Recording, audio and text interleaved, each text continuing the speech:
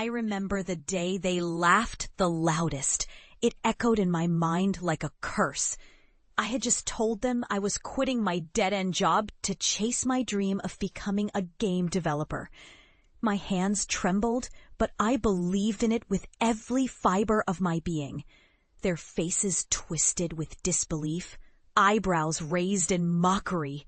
"You're wasting your life," my father sneered. "You'll never make it." My mother shook her head, whispering to my sister, "He's embarrassing us all." They called it a foolish obsession. They said I was chasing a fantasy that would end in nothing but failure and shame. For years, I listened to their doubts, drowning in self-doubt. But deep inside, I held on to that tiny spark of defiance. I poured every ounce of my soul into my work, building my skills, taking every risk, fighting through rejection after rejection.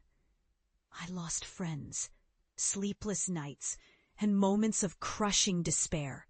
But I kept going. And then it happened.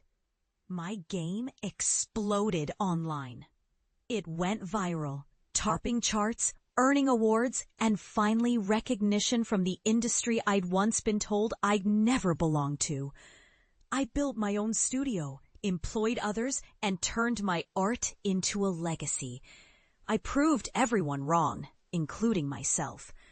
I became someone I never thought I could be, successful, respected, and unapologetically mine.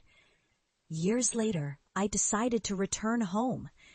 I wanted to show them what their doubt had almost stolen from me. I walked into the house, my heart pounding, knowing they'd see the real me this time. I carried a small box, awards, press clippings, the symbols of my journey. I was ready for their reactions, their jaws dropping, their faces falling. But what I saw was something I hadn't expected. My father was sitting at the kitchen table, eyes fixed on a screen. My mother and sister hovered nearby, eyes wide with curiosity. I set the box down gently as they finally looked up. The room fell silent. Then my father looked at me, a flicker of something softer in his eyes. "You did it," he whispered, voice trembling. "You actually did it." My mother's tears welled up. They weren't tears of shame anymore, but of pride. My sister reached out, her hand trembling as she touched the award. And in that quiet moment, I realized something powerful. Their doubts didn't define me. Their harsh words had fueled my fire. I had turned a ridiculous dream into a living testament that rejection is just fuel for the fire of vengeance. I had returned not as the failure they once mocked, but as a force they could never ignore.